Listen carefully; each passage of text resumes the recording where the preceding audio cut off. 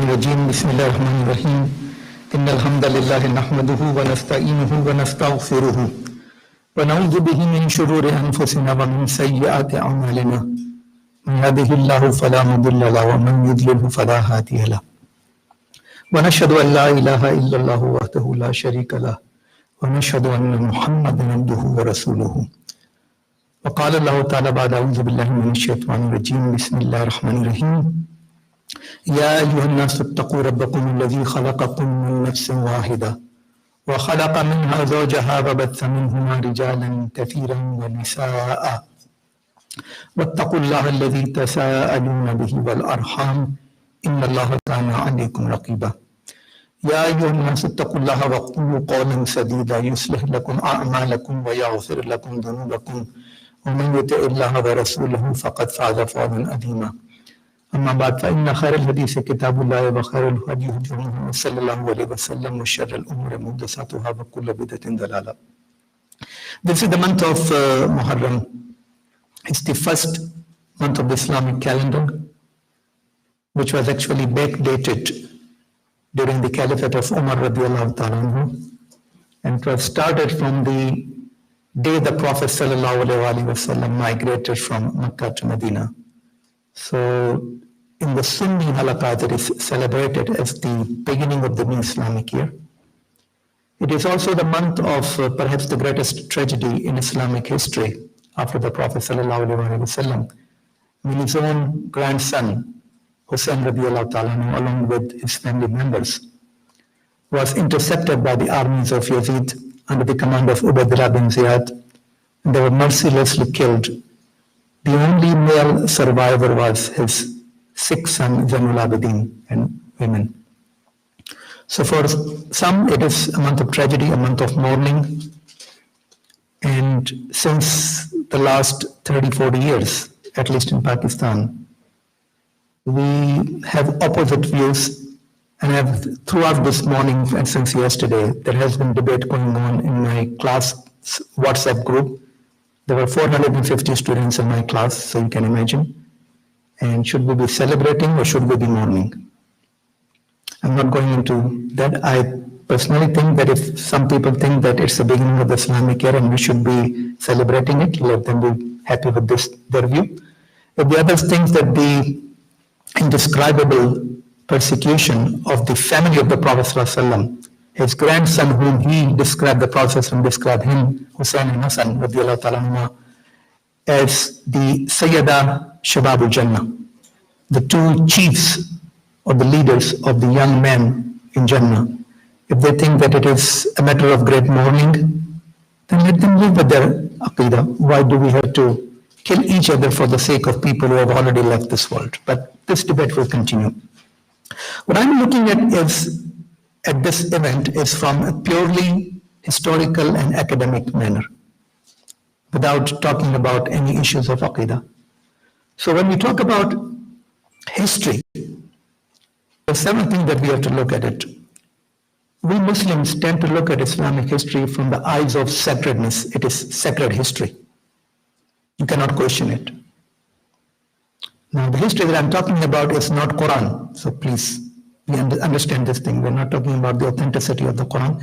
We're not talking about the authenticity of the Ahadith as well. We're only talking about the Islamic history of the period afterwards. So we have to look at what are the major sources of the Islamic history that has come to us. We all learned Islamic history in our schools. We did not study the 30 volume of At-Tabari, which is basically the original source of Islamic history in a sense. Hundreds of years later, Ibn Kathir came and he thought that there is nobody who has the time to now read 30 volumes, so why don't we summarize it into 5 volumes? So Al-Bidaya wa Nihaya, which is the very famous history book of Ibn Kathir rahmahullah, is actually in a way a concise account of Tabari. Just like Ibn Kathir's Tafsir is a condensation of the 30 volume Tafsir of Imam al-Tabari. And then years later, people thought, who will read 5 volumes as a textbook in the schools? So let's convert it into 100-page small book of Islamic history that most of us read in the 9th and 10th grade. Was it the real account? Was it a filtered account? Who summarized it?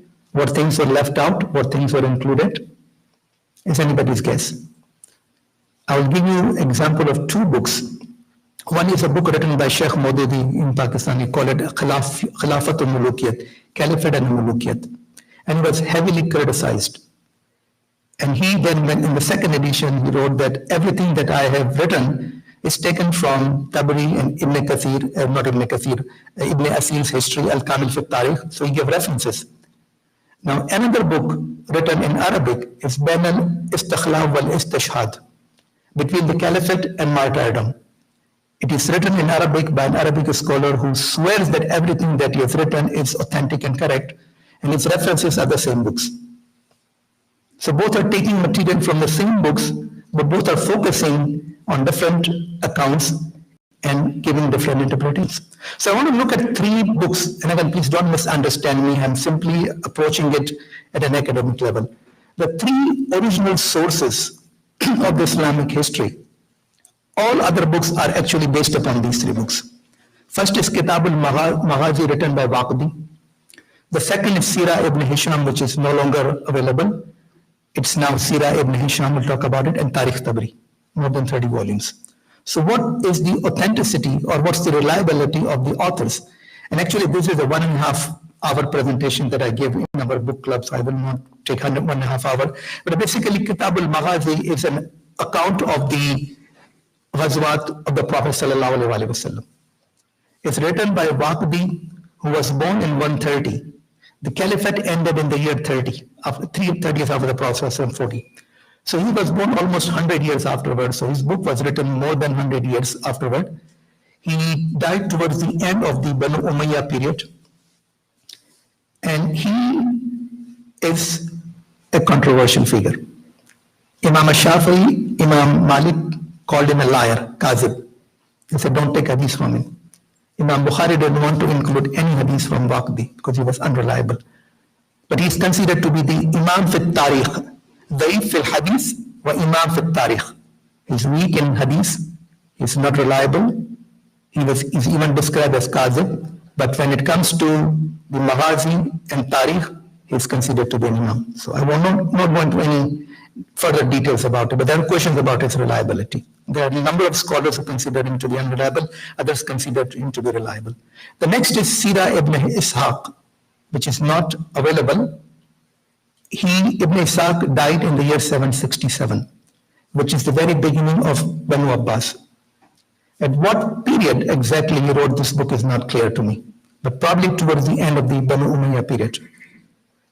Now, his original book called Sirat Rasulullah sallallahu alaihi wasallam is not available, as I mentioned, but excerpts are present in different books. But at the very beginning of the Banu Abbas period, his student Kalbi was asked to modify the book of his teacher. So he modified and he filtered out certain events from it. Then, a few years later, his student Ibn Hisham was asked to modify that book as well. Who did it? We don't know.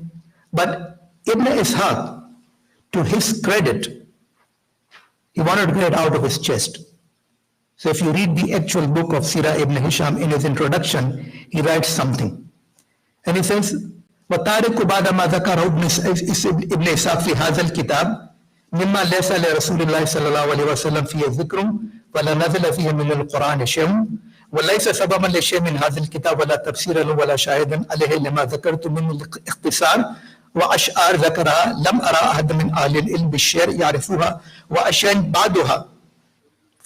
For those who understand Arabic, وأشياء بعدها يشنع الحديث به وبعض يسوء بعض الناس ذكره وبعض لم يقر لنا البقاء بروايته.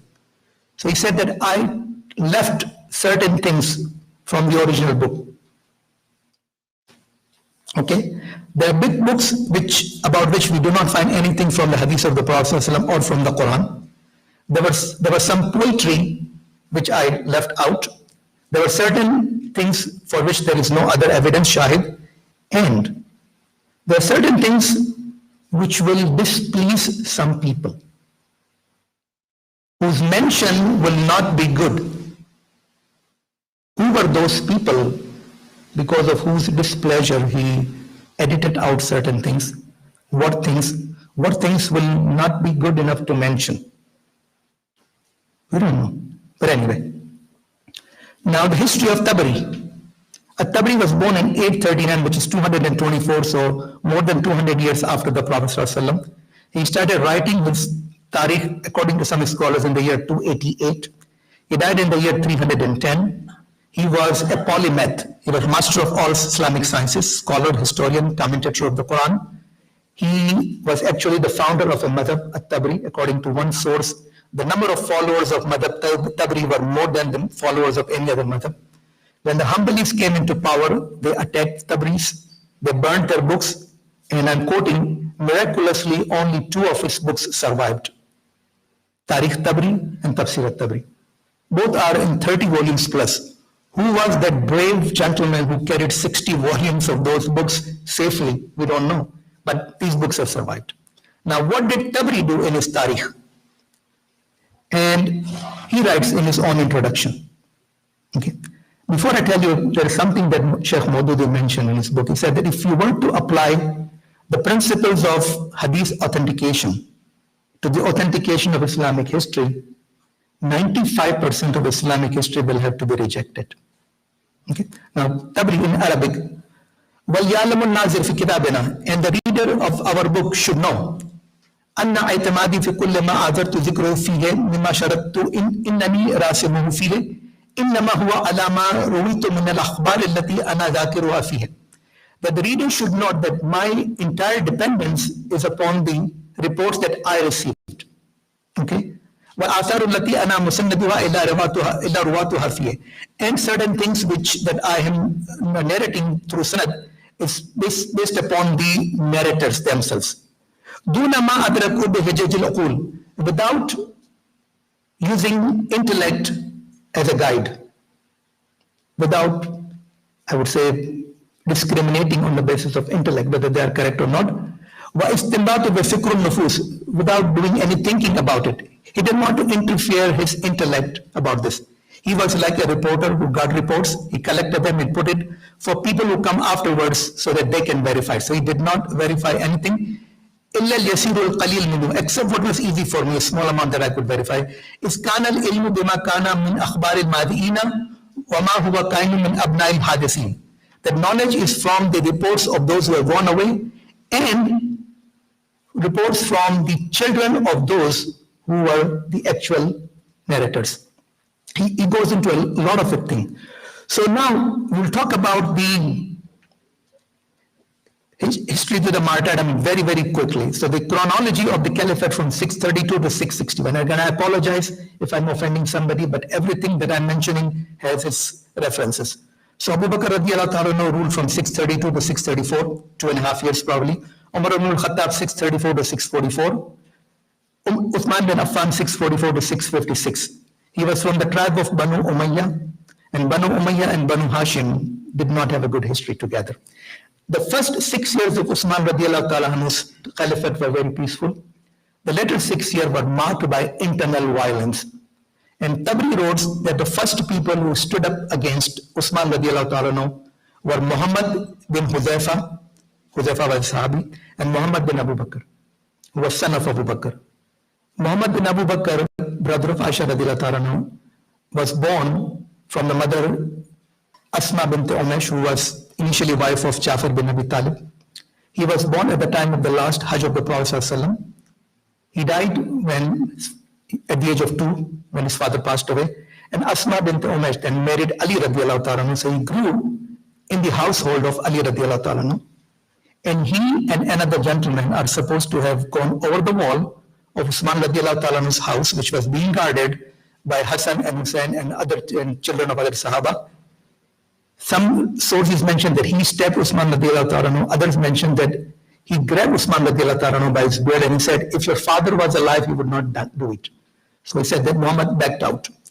But when Ali radiallahu ta'ala became Khalif, there was an outcry to take revenge, which resulted in 2 wars. First is the Battle of Jamal or Battle of Camel, where Aisha radiallahu ta'ala, Talha and Zubair radiallahu ta'ala, they went to Basra and fought against the army of Ali radiallahu ta'ala. It was on November 7, 656 or 13 Jumadi or 36. 10,000 people, Sahaba, were killed in that battle. Aisha radiallahu ta'ala was then escorted by Muhammad bin Abu Bakr, her own brother, back to Medina, and she never participated in politics again. Next battle was Battle of Siffin between Ali radiallahu ta'ala and Muawiyah radiallahu ta'ala. Ali radiallahu ta'ala was a Khalifa. He was elected in Medina. He stayed in Medina only for 4 months. The next 3 months, he moved out to Basra to fight against the armies of Aisha radiallahu ta'ala. And then he changed his caliphate to Kufa. And one of the historians mentioned that as he was going on his horse, a person came who held the rein of the horse and said, Ya Amir al-Mu'mineen, if you leave, Khilafat will never return to Medina. And he was turned away. But his words were prophetic. Khilafat never returned to Medina. So the showdown between the armies of Ali and Muawiyah radiallahu ta'ala after 2 months of siege was on July 26 to July 28, 657, corresponding to 8 to 10 Safar. 45,000 people from Muawiyah radiallahu ta'ala's army were martyred, and 25,000 people were martyred from Ali radiallahu ta'ala's army. Figures are there to be confirmed. And they could not fight Saba'in, who were supposed to be the murderers of Usman radiallahu ta'ala, whose number is mentioned in the books as 2,000. And I'm not saying anything, but this is what our historians mention. Eventually, both parties agreed on arbitration, and a party of Ali radiallahu ta'ala called Al-Khawarij declared both Ali and Muawiyah radiallahu ta'ala to be kafirs. They became Khawarij. So then the next battle that Ali radiallahu ta'ala participated was against the Khawarij. He was assassinated. His son Hassan became Khalifa for 6 months. Muawiyah radiallahu ta'ala was able to persuade him to abdicate. It is mentioned that Hassan radiallahu ta'ala lived for only a few months afterward. He was poisoned by his wife, who belonged to the family of Muawiyah radiallahu ta'ala, all in the books of history. Then Muawiyah radiallahu ta'ala ruled for 19 years. Toward the end of his life, he appointed Yazid to be the Khalifa. Except for 4 Sahaba, everybody gave bay'ah. The 4 Sahaba's names are Abdullah bin Umar radiallahu ta'ala, Abdullah bin Abbas radiallahu ta'ala, Abdullah bin Zubair radiallahu ta'ala, and Hussein radiallahu ta'ala. After Yazid became Khalif, Abdullah bin Abbas and Abdullah bin Umar radiallahu ta'ala gave the bay'ah. Abdullah bin Zubair moved to Makkah and declared himself to be Khalifa. He was eventually killed when Hajjaj's army attacked Makkah. Hussein radiallahu ta'ala initially moved to Makkah, but later on he got letters from the people of Kufa, which was the center of Khilafat in Ali radiallahu ta'ala's period, to go there. He got hundreds of letters, maybe thousands of letters, and he proceeded with the members of his family. His cousin Abdullah bin Jafar, Abdullah bin Zubair, Abdullah bin Abbas, Abdullah bin Umar, all told him not to go. As he was going, an Arabic poet, Farazdak, came to him and he wrote a poetry in Arabic, which I don't remember, but in English it means, their hearts are with you, their swords are with Banu Umayyah. Anyway, Hussein radiallahu ta'ala sent his cousin Muslim bin Aqil to go and find out, fact-finding mission. So when he went there initially, 10,000 people joined him. So he sent a letter to Hussein, come, 10,000 people are with us. Yazid found out, he sent Ubaydullah ibn Ziyad, and things turned completely. He assassinated Muslim bin Aqil and Hani, in whose house he was staying, and he demonstrated their cut off heads to people and said, is anybody else who is supporting Hussein? Aqil, when he found out that he was going to be killed, he gave a letter to a person that please take it to Hussein and tell him not to come. So that person went and met with the entourage of Hussein radiallahu ta'ala, and Hussein radiallahu ta'ala, according to one version in Tabri, wanted to go back. But Muslim bin Aqil's sons, in another version his brothers, wanted to take revenge. So he eventually came to Karbala. He met with some people and he offered them that either they should let him go back to Makkah, or he should be assigned to an outpost where he could fight with the Muslim armies, or let him go to Yazid.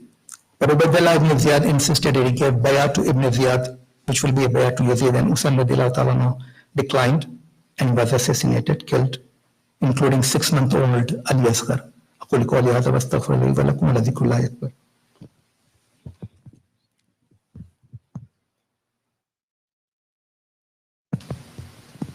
إن الله وملائكته يصلون على النبي يا الذين آمنوا صلوا عليه وسلموا تسليما اللهم صل على محمد وعلى آل محمد كما صليت على إبراهيم وعلى آل إبراهيم إنك حميد مجيد اللهم بارك على محمد وعلى آل محمد كما باركت على إبراهيم وعلى آل إبراهيم إنك حميد مجيد. Okay, so who is the source of this history? One person, major source. His name is Abu Mikhnaf. He is the almost exclusive source of the history of the period during the Caliphate of Marwan bin Abdul Malik and the incident of Hajjaj attacking Kaaba. He was, on the basis of what I have read, he was like, there was a Pakistani novelist, Naseem Hijazi, I don't know if you know or not. He used to write historical plays on Karbala, Tariq bin Ziyad, Muhammad bin Qasim. So it was like a stage with dialogues. Abu Mikhnaf, according to one narration, was born in 789, and another he was born in 709, which is at least 30 to 50 years after the event of Karbala. He was not even born. He did not hear from his father. He did not hear from his grandfather. He heard it from his father's uncle, who heard from his own father, who was one of the commander in Ali radiallahu ta'ala's army, who was not present at the time of the incident of Karbala.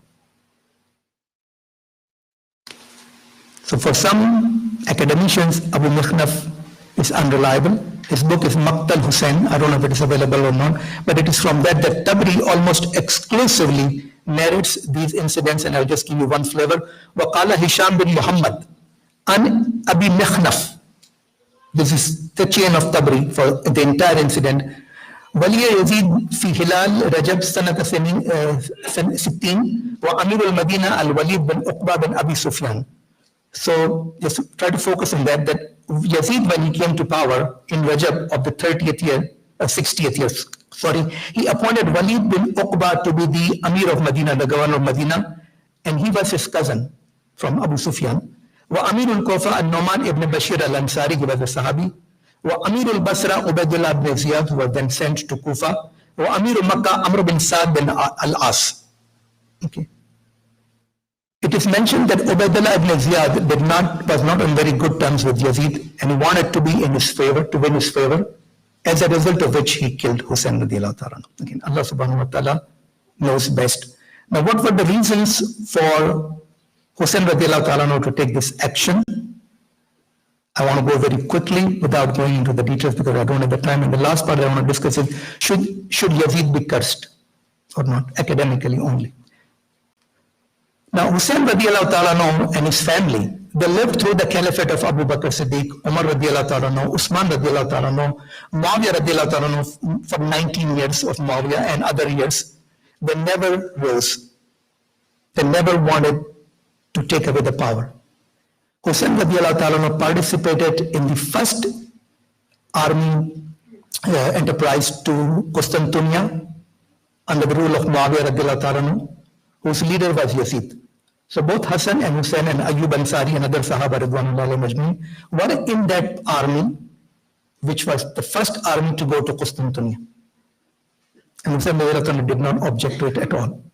So what could be the reasons? Why did he stand up at this time? So just very quickly, each one of them requires 5 minutes of discussion. He saw that there was going to be a change in the system of governance. The characteristics of Islamic Caliphate were going to be changed completely. Khilafat will turn into a dynasty, which was not the ideal way. There will be suspension of enjoining the right and prohibiting the wrong. Freedom of speech will be taken away. Accountability will no longer exist as it was during the time of Umar radiallahu ta'ala. The government treasury, Baitul Mal, will not be used for the people, but for the personal use of the ruling class and to buy loyalty of the people. As I said, each one requires time to discuss. Equality for all. In Islam, there is no nepotism or discrimination based upon color, tribal affiliation, Arab versus non-Arab, but this was all going to change. So his eyes, the man of vision, he was seeing all of those things. Now, very quickly, is it permissible to curse Yazid or not? Okay. The Sunnis are divided. Shias have no objection. They curse him. So, again, very briefly, Imam al-Ghazali, Ibn al-Arabi al-Maliki, and there are other scholars as well who say that Yazid should not be cursed because there is no proof that he ordered the killing of Hussein radiallahu ta'ala. In fact, Tabri himself mentions that when Hussein radiallahu ta'ala's body was buried and his head, decapitated head, was taken to Yazid, he actually cried And he said, if I was there, I would have befriended Hussein. And he paid respect to his family members. Zainul Abidin was not killed, although he spoke very bravely in front of Yazid that my father was better than your father and my grandfather was better than your grandfather. And Yazid just quietly didn't respond to it. The women also called him even to the point of saying him kafir, like Sakina, who was the daughter of Hussein, she said that I never met a kafir better than Yazid. It's all documented in the history of At-Tabri. So, some of the just opinions, there's a long list here, I just want to mention a few things only. Imam Ahmad ibn Hanbal, his son Saleh says, Qultu li abi, I asked my father, Inna qawman yaquluna innahum yuhibbuna Yazid. There are people who say that we love Yazid. Qala ya bunayya. Imam Ahmad ibn Hanbal said, oh my son, wal yuhabbu Yazid, hal yuhabbu Yazid ardu yu'minu billahi wal yawmil akhir. That a person who believes in Allah in the day of judgment, how can he love Yazid? Faqultu ya abati, falimadha la tal'inuhu. Why don't you curse him, my father? And he said, وَمَتَى رَأَيْتَ أَبَاكَ يَلْأَنُ أَحَدًا. When did you see your father curse anybody? Okay, so he didn't say. And then it is also mentioned that وَلَا كَرَامًا said, وَقِيلَ أَتَكْتُبُ الْحَدِيثَ أَنْ يَزِيدْ بِن مُعَاوِيَةَ. Oh father, will you narrate a hadith from Yazid? He said, no, وَلَا كَرَامًا. He has no honor. أَوَلَيْسَ هُوَ الَّذِي فَعَلَ بِآلِ الْمَدِينَةِ مَا فَعَلَ. Isn't he the one who did to people of Medina what he did? What he did? Battle of Harra. And again, the Rawi of Battle of Harra is Abu Makhnaf. Battle of Harra, then the people of Medina stood up against Yazid. The armies were sent, and according to that, for 3 days, they massacred the people and raped 1,000 people, from whom 1,000 illegitimate children were born. Our books mention this thing. And Shaykh Maududi mentioned this, and he curses Yazid for that. And again, if you read in detail, every army is accused of massacre and raping women. And there are scholars who mention that it is not true. Again, how can we decide whether it was true or not true? But I will end it on the basis of two things. First is Rasulullah said, "La tuftahunna al-Qustantiniya falanam al-amir amiruha walanam al-jaysh dhalik al-jaysh." Qustantiniya will be opened, if you want to use the word, the literal meaning, or you can say it will be conquered in a different way. And who will be, and the best of leader will be its leader, and the best of army will be that army. And who was the leader of that army? Yazid, if you say. So there are three opinions on this particular hadith. No details, no time. First is it refers to Yazid, so he cannot be cursed. Second, it refers to Sultan Muhammad Fateh, under whose rule in 1456 or thereabouts, Qustantiniya was conquered. And the current Saudi scholars don't want to accept it, say no, this is not because that Turkish Khilafat was not Islamic Khilafat. So they said that this is an event which is yet to occur. And Allah knows best. Wallahu alam. I will end it on the basis of the fatwa given by Imam Ibn Taymiyyah rahmahullah. He said, after it's a long discussion in his fatwa, the bottom line, وَلِهَذَا كَانَ الَّذِي عَلَيْهِ مُعْتَقِدُ أَهْلُ السُّنَّةِ وَأَئِمَّةُ الْأُمَّةِ. And the bottom line is on which the Ahl Sunnah and the scholars of the Ummah are united. أَنَّهُ لَا يُسَبُّ وَلَا يُحَبُّ. He should not be cursed, he should not be loved. Allah knows best. رَبَّنَا آتِنَا فِي الدُّنْيَا حَسَنَةً وَفِي الْآخِرَةِ حَسَنَةً وَقِنَا عَذَابَ النَّارِ رَبَّنَا لَا تُزِغْ قُلُوبَنَا بَعْدَ إِذْ هَدَيْتَنَا وَهَبْ لَنَا مِن لَّدُنكَ رَحْمَةً إِنَّكَ أَنتَ الْوَهَّابُ. There is one way of studying Islamic history, which is to just believe everything that we have all been told.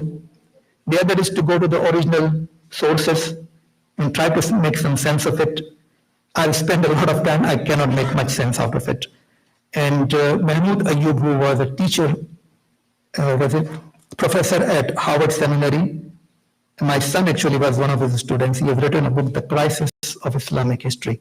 I think that title itself tells you that that period of time, that history is in a state of crisis. Again, I'm not talking anything about the history given in the Quran or from the Hadith of the Prophet ﷺ. I'm only talking about the three major works of history, about the history of the Khilafat period afterwards. إن الله يأمر بالعدل والإحسان وإيتاء ذي القربى وينهى عن الفحشاء والمنكر والبغي يعظكم لعلكم تذكرون وأقيموا الصلاة.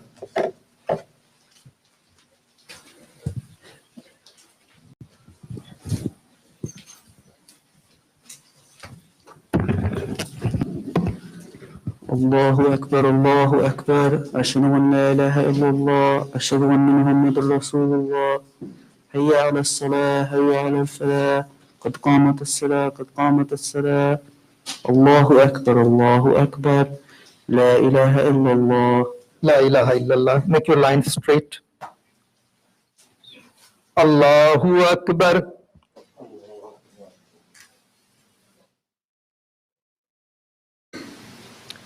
Alhamdulillahi Rabbil Alameen.